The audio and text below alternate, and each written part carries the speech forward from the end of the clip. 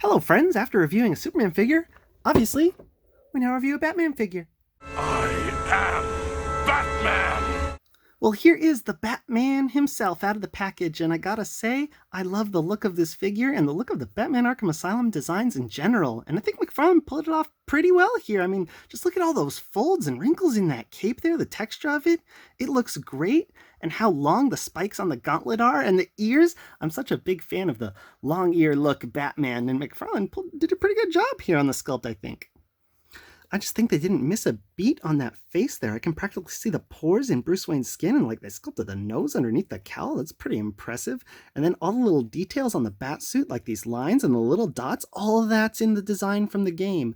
Now, I'm not necessarily a big fan of these like big poofy gauntlets he's got here, but I mean, it makes perfect sense, honestly. And the little lines in the gloves and the knuckles that I guess Batman's put like metal underneath in there.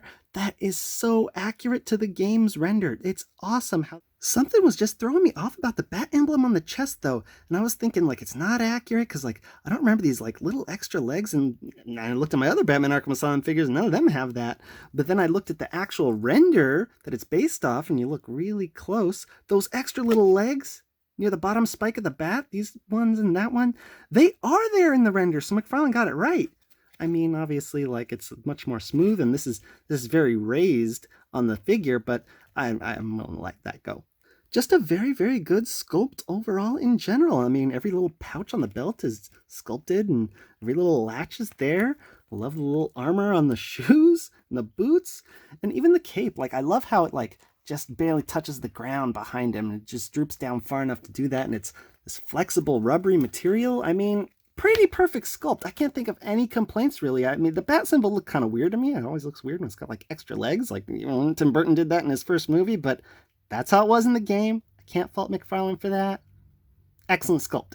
Paint's also pretty perfect. If you'll notice on all the black parts of his suit that are supposed to be armor, he's got this like metallic silvery wash on it that just makes it look like it's been worn out metal. I'm not sure if this part of the gauntlet is supposed to be metal. I always thought it was like padding for combat, but I mean, these blades are definitely supposed to be metal. And then like on the boots there, the little armor at the top, oh man, look at that silver wash they gave it, and like it just looks great. I think it looks really good. Rest of the body's pretty plain. The cape is just cast in black. But the belt here, like it's multiple tones of gold and bronze, and they even painted like the little lids on the latches a separate shade of gold. That's really nice attention to detail. It looks like it has like some kind of dark wash on it too. It even goes on, continues on the back there where you wouldn't normally see it. That's a good effort there, McFarlane. And then that face, I don't know how well it shows up on camera, but there are multiple flesh tones in the skin there. And then the eyes are painted white pretty cleanly, and then the little blue irises are just decals, but I mean, it looks pretty great, honestly. I can't find any real fault with the paint. Maybe the gray parts of the costume, the general body, could use like a wash or something, but this is a pretty astounding paint job all around. And now for the articulation. Batman has a ball joint head that gets pretty darn good range up and down. Excellent side to side too, and of course it goes all the way around. Now the cape is flexible like we said before, but it really should be like much lower on his shoulders, but I think McFarlane raised that up as a compromise to get that shoulder articulation going, and while the ball joints on the shoulders let him go pretty high, so that's great. And inside he's got a little butterfly joint. Doesn't really move too much on this one, or at all. This one moves back and forth a bit. I guess my left one is just stuck or something. This one goes pretty far back, pretty far forward. Good range there, not bad. Man, that thing is not budging. Oh well, one stuck joint and a butterfly joint, it doesn't really matter. There's a swivel at the biceps, of course. Single hinged elbows, which is kind of disappointing, and then the sculpt underneath them is like, blah, what is with that meat flap there on your elbow, Batman? There isn't rotation at the gauntlets, but there are those hinge ball joints at the wrist where it's like you can hinge them one way, rotate them, and then get the lateral movement if you want it. So that's very nice. Double ball joint in the torso. There's one up here at the diaphragm and one down there at the waist. Lets him go so far forward, so far back. Kind of good side to side, and of course can swivel all the way around on that. Hips are on those weird McFarlane swivel sockets that essentially act like ball joints and let you do the splits really far. That's nice. You can go so far forward with a leg, and decent back. Nice rubbery diaper lets him get nice and flexible. That's good. double knees down there. Excellent. There's nothing at the boots, in case you were wondering. And he's got that hinge and swivel ball at the foot, so you can get any kind of movement you want, pretty much. And wow, is it flexible. That's, ooh, it feels like it's going to break, honestly. And then finally, Batman's got toe joints. Oh, those work pretty well. Good job, McFarlane. Overall, the articulation's pretty excellent. I just wish we had double elbows and no stuck butterfly joints. Not bad. Now, the packaging for this guy is pretty much the same as Superman. On the side there, it says Batman. On the other side, it says Batman and what he's from, Batman Arkham Asylum, which, oddly enough, it doesn't say on the front here. On the top here, it says McFarlane Toys, and over here it says 22 moving parts, even though it's got like 27 points of articulation, but, go figure. And on the back, we get a big old render of Batman from the game he's based on, Arkham Asylum. Or maybe this is kind of like a preview of the collector card the figure comes with. I'm not too sure. And at the bottom, other figures in the wave that are currently out from McFarlane. One thing I really noticed about this packaging is that it wastes a ton of space. I mean, look how big it is. It is bigger than the box for a NECA Ultimate figure. And I mean, I know they're 7 inches tall, but hey, I mean, Predator over here is more than 7 inches. He's like 8 inches tall, and NECA could fit it in. I mean, it's kind of weird. Like, you even see Batman's feet right there. So all of this down here is just wasted space, really. I mean, I guess it's for having the same box size for bigger characters, but it's still kind of wasteful, especially if you want to keep the packaging, but I don't. So let's open this thing up. We'll just cut some tape right here. And over here. And one more right there, I guess. A little stand and the collector card are stuck to this blue thing. And oh, you gotta get the blue backing out. What the heck, McFarlane? Oh, man. That was surprisingly hard to do since it wasn't secured in. That's weird. Also kind of dumb. You gotta, like, destroy the packaging to get the little base and collector card out. Like, what gives here? I gotta get this little plastic off. Well, yeah, I'd probably use a little less glue, but I mean, whatever. Or just package them better, McFarlane, honestly. Do something simple. The Batman himself has got 2 twist ties around the waist. Why he's got 2 instead of just 1, I don't know, but they're really in there, so you, like, hidden, tucked behind the belt almost, so you gotta get a knife in there and pray for the best. Well, thankfully that cape came through that hole pretty easy, so not too bad. I mean, I feel like there's a bit of wastefulness in the packaging, just with its size, and then how they have to glue the accessories onto the insert in the back, and 3 pieces of tape on the top, but, whatever. It's decent enough packaging. It's not very collector friendly. I'm not going to collect it, but it's all right. It gets the job done, I guess. For accessories, Batman, of course, gets that collector card we saw earlier. It's got the same artwork on the back of the packaging, except they covered up part of his foot and cape with the little title of Batman Arkham Asylum down here. On the back, we get a little biography. It says the source of the figures, Batman Arkham Asylum from 2009. Real name of Batman is Bruce Wayne. Oh, I wouldn't have guessed.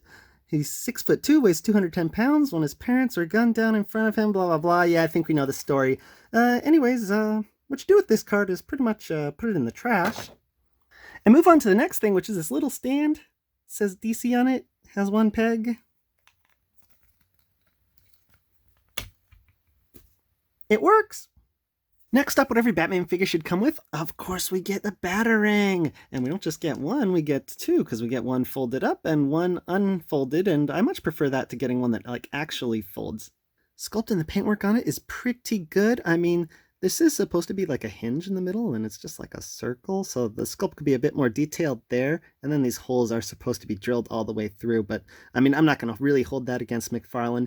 Paintwork is pretty awesome. It does look like metal that's been weathered and stuff, although the edges here are supposed to be like really silver. Like, this is supposed to be really silver and then really black in the middle, so it's not quite accurate, but it's good enough, basically. Let's see if we can get Bats to hold it here. Yeah, pretty easy. The left hand also works pretty well.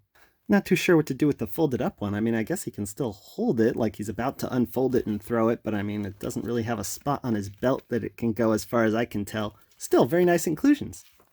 Next up is this thing, which I guess is supposed to be the Bat Claw or the line launcher from the game, but it's not. This is actually the remote claw from Arkham Origins, which is not the game this figure is based on, so that's pretty odd, but the sculpt on it is decent. paint makes it look very metally, but this tank of gas back here should actually be a much lighter bluish color than the rest of the thing. So, I mean, that's a little off, but I don't really care because it's not an accessory this Batman should even have, really. Still, let's see if we can get him to hold it. And the reason I say it could be like the line launcher from Arkham Origins, or is supposed to be at least, is because Batman apparently dismantles the remote claw from Arkham Origins to make the line launcher in Arkham Asylum. I don't know if he's like supposed to hold it two-handed. I mean, he can clearly hold it one-handed pretty well. I'm gonna shove it in his left hand here, and yeah, there's the remote claw from Origins, even though Batman never held that when he was wearing this costume.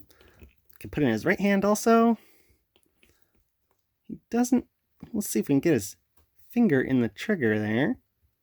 Okay, his index finger on his right hand's not completely separately sculpted. You can kind of get the finger in there, but I mean, he can hold it in either hand. It's just can't really get a trigger finger in either of them. I mean, Superman came with trigger fingers. I bet Superman could hold it. Yeah, he can. Look, his finger's in there and everything. Would you look at that? What a weird line this is shaping up to be, McFarlane. Last up, Batman comes with this thing. Now, this is a glue grenade from Batman Arkham Origins, not Arkham Asylum. What gives, McFarlane? I mean, you can slide it into his hand pretty well, I guess. You gotta stretch the fingers a bit.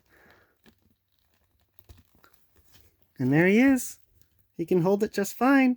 I mean, why not give us the grapple gun from, like, Batman Arkham Asylum? Like, use that, like, all the time. It's his most freaking weapon. I mean, I guess the accessories are slightly better than what Mattel gave us. At least we're getting, like, batarangs and stuff. Sadly enough, Mattel never gave us that most of the time. So better than that. But honestly, some of these choices are just baffling. Accessories, not too good, unfortunately. Time for scale and comparison. The Arkham Asylum Batman stands at 7 3/4 inches tall to the top of his ears, or 20 centimeters. Here he is with McFarlane's Superman, who he's in pretty good scale with. Some of the NECA Batmans he's actually a bit taller than. It must be those long ears giving him the edge. A Mattel Batman Arkham City figure, and DC Collectibles Arkham City figure. And I must say, out of the three of these, I think McFarlane actually captured the look of the Arkham games best out of everybody. And as always, my Marvel Legends Spider-Man and DCUC Batman. Get out of here, Mattel! McFarlane's running the show now! At the end of the day, friends, this is essentially a very good figure. McFarlane pretty much nailed it with the sculpt and the paint. There are some wonky choices with articulation, unfortunately. I mean, did he even mention that he has no thigh cuts? Like, no swivels in the thighs, really? And then those knees, like, take a look at the double knees. Like, they pretty much don't look very good whenever they're bent. And that stuck butterfly joint is kind of problematic, but it's really no big deal. I mean, I'll take a heat gun to it, and most of these things are not really a big deal with the articulation. What is a big deal is the accessories. Like, these accessories, they look okay, but I'm pretty much never going to display this Batman with them because they're flat out wrong. I don't know what happened. If McFarlane was just, like, talking to an intern and, like, we need accessories from the first Batman Arkham game, and they, like, made some mistake and thought Arkham Origins was the first one. I mean, it's very confusing. I don't know what happened there. But, I mean, at least he comes with batarangs, much more than Mattel ever gave us. So, that's pretty much par for the course with McFarlane. It's like, hey, not perfect, but a lot better than Mattel. And this figure does look really great. I mean, if he hadn't come with those accessories, I probably wouldn't be complaining about him in any ways. So, I'd pick one up if I were you. Until next time, peace out, YouTube.